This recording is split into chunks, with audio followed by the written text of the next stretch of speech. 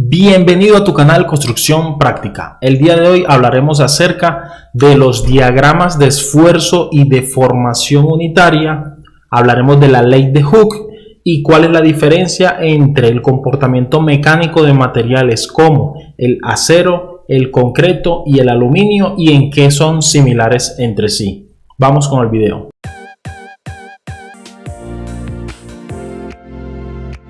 Un diagrama esfuerzo de formación se obtiene después de que ejecutamos un ensayo de compresión o tracción en el cual midamos tanto carga como deformación de manera simultánea en el mismo equipo de ensayo. Como lo mencioné, en un ensayo de compresión o tensión en el cual se miden deformaciones, lo que estamos midiendo es carga y deformación, pero el diagrama esfuerzos y deformaciones unitarias, como su nombre lo indica, lo que nos interesa son los esfuerzos, no la carga que medimos en el ensayo, y las deformaciones unitarias, no las deformaciones, que es lo que medimos en el ensayo, y eso lo obtenemos simplemente dividiendo cada una de las cargas que obtuvimos en ese ensayo de laboratorio entre el área de la sección transversal inicial del elemento, y las deformaciones las dividimos entre la longitud inicial del elemento de ensayo, y con eso vamos a obtener la deformación unitaria. Una vez tenemos estos datos, construimos una gráfica como la que te voy a mostrar a continuación. Esta gráfica es una gráfica típica de un ensayo de tracción en acero de baja aleación, ¿ok? No es la curva de esfuerzo de formación para todos los materiales, no. Es la curva típica del acero de baja aleación en carbono, pero que es muy común y es muy abundante encontrarla en la bibliografía y en los libros de texto, porque es una curva que nos permite identificar en ella varios conceptos en cuanto al comportamiento de los materiales, y a partir de ahí seguir entendiendo el comportamiento de muchos otros materiales, tomando como base este ejemplo general. Esta gráfica vamos a analizarla por partes. Primero observemos que el eje horizontal corresponde a la deformación unitaria, ¿ok? Deformación unitaria. Y el eje vertical corresponde a los esfuerzos, ¿ok? Esfuerzos. En este gráfico tenemos los esfuerzos en kilo PSI, que es una unidad americana, pero podríamos tenerlo en megapascales, en pascales, en kilopascales. Lo importante es que lo tengamos en una unidad de presión. Hagamos una salvedad en este punto. Los esfuerzos tienen la misma unidad que la presión. La única diferencia es que los esfuerzos es una manifestación interna dentro de un material, mientras que la presión obedece, podríamos entenderla como una carga en unidades de presión que se puede ejercer en un material. ¿Qué podemos observar en esta gráfica? Tenemos una parte lineal inicial, que se le conoce como comportamiento elástico lineal. ¿Qué significa? Significa que a medida que el material experimenta un aumento en los esfuerzos, en la misma proporción va a experimentar unas deformaciones unitarias. Cuando se supera este pico, que se conoce como límite de fluencia, el material experimenta un comportamiento plástico. ¿Qué significa ese comportamiento plástico? Veámoslo. El material empieza a deformarse sin necesidad de un incremento, porque veamos que aquí la curva no aumenta, tiende a un comportamiento plano, aunque ahí está curvado, lo que significa es que tiene un comportamiento que tiende a ser plano. Es decir, que no requiere un incremento en los esfuerzos para generar deformación, que es lo que tenemos en este eje X. ¿Ok? Esa parte es muy importante porque eso se conoce, esa etapa en el comportamiento mecánico se conoce como cedencia o fluencia. ¿Ok? Que no es más que un aumento en las deformaciones unitarias sin necesidad de un incremento en las cargas o en los esfuerzos. No es que no se requiera carga o que no se requiera esfuerzo, sino que no se requiere un incremento. ¿Ok? Eso es lo que significa esta zona. Cuando superamos esta zona, se presenta un fenómeno o un comportamiento que se le conoce como endurecimiento por deformación. Es decir, es cuando el material, por así decirlo, reacciona ante esas deformaciones que está experimentando en ese momento y empieza nuevamente a requerir un incremento en los esfuerzos para permitir mayor deformación. En este punto observemos cuánta deformación permite el material con respecto a las deformaciones que tenemos en las etapas anteriores, sobre todo en la etapa inicial, ¿sí? En la etapa que conocemos como elástico lineal, la cual presenta unas deformaciones, un rango de deformaciones bastante pequeño comparado con esta etapa y también comparado con la cedencia. Después de la etapa de endurecimiento por deformación, llegamos al pico del esfuerzo que es capaz de resistir el material. Y ese pico es la resistencia máxima del material o el esfuerzo máximo que puede soportar el material antes de la falla. Después de ese pico, digámoslo en términos coloquiales, el material se rinde, ¿sí? Y en vez de requerir más carga, mayor esfuerzo, lo que hace es que empieza a decrecer el esfuerzo que él es capaz de resistir y sigue deformándose, pero llega a la ruptura, que es este pico que encontramos en este punto. Esta zona se llama de estricción porque, como les dije inicialmente, esta curva es para un ensayo de tracción en una barra de acero de baja aleación de carbono. Esa estricción no es más que a partir de este punto la barra empieza a encogerse en su zona central, ¿sí? La barra se encoge y eso significa este tramo de estricción. Veamos más la gráfica que más obtenemos. Bueno, esta cota que tenemos aquí, esta altura, es el esfuerzo en el momento de la falla, ¿sí? Y el pico es el sigma U, que es la resistencia última.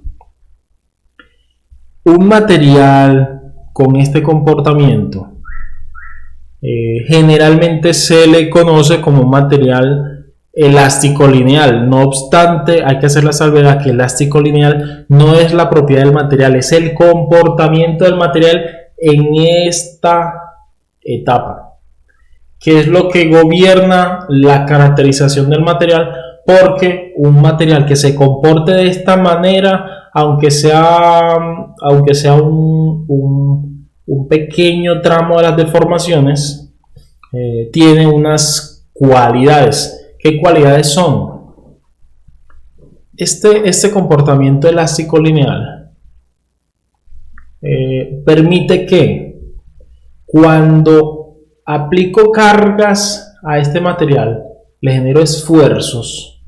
Si yo retiro la carga, el material va, después de haberse deformado este tramo, el material se va a recuperar.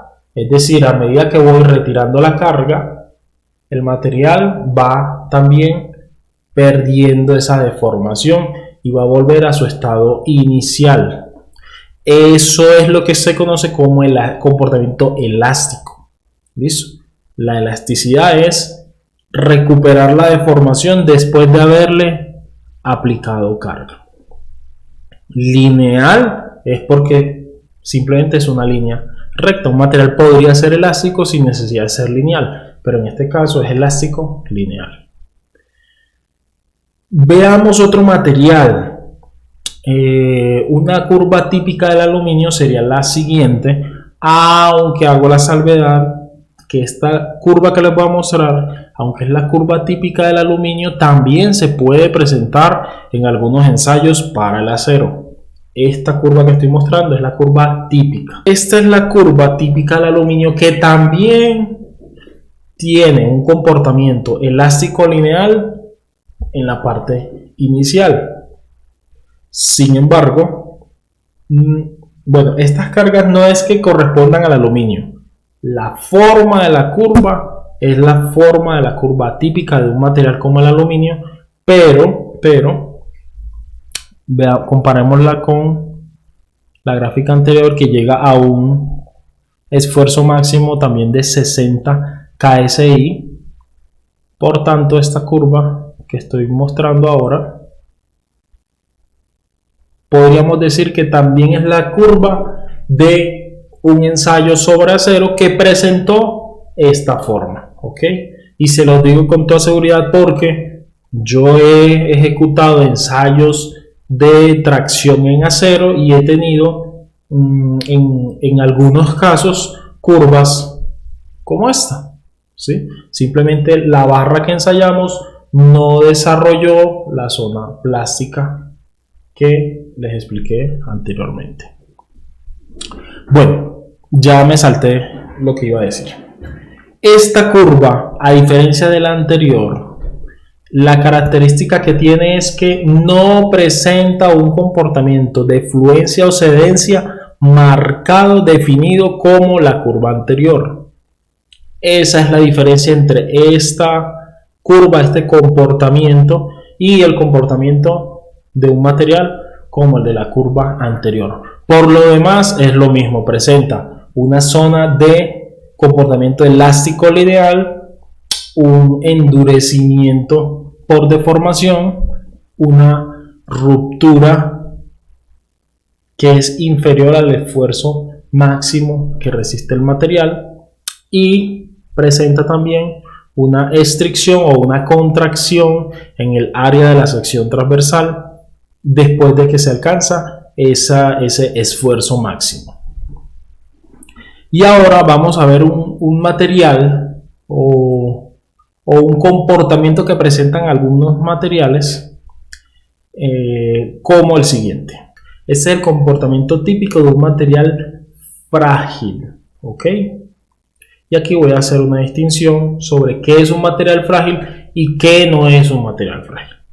Un material frágil es aquel que llega a la ruptura sin haber evidenciado un comportamiento plástico previo. Es decir, cuando vimos materiales como los anteriores, ¿ok?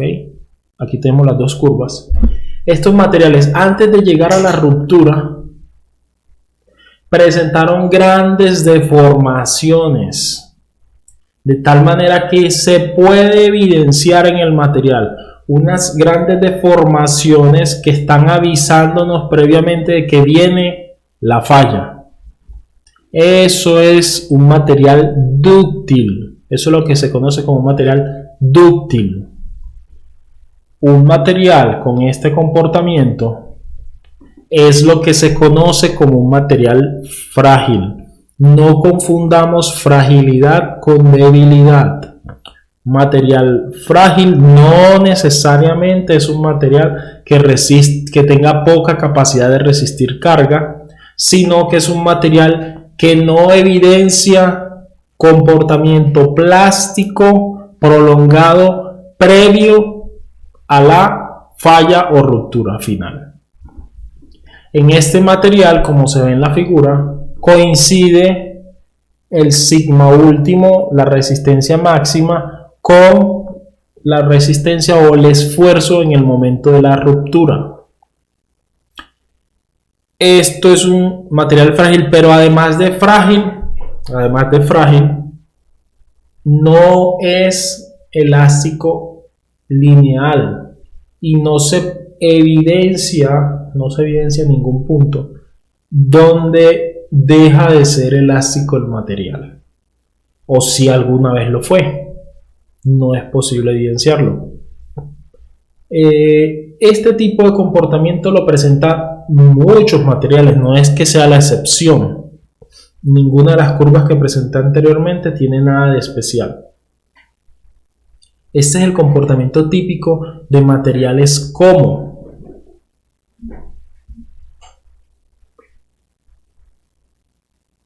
las rocas, el concreto,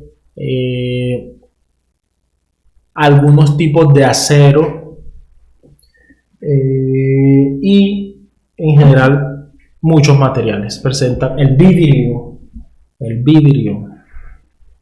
presenta este comportamiento.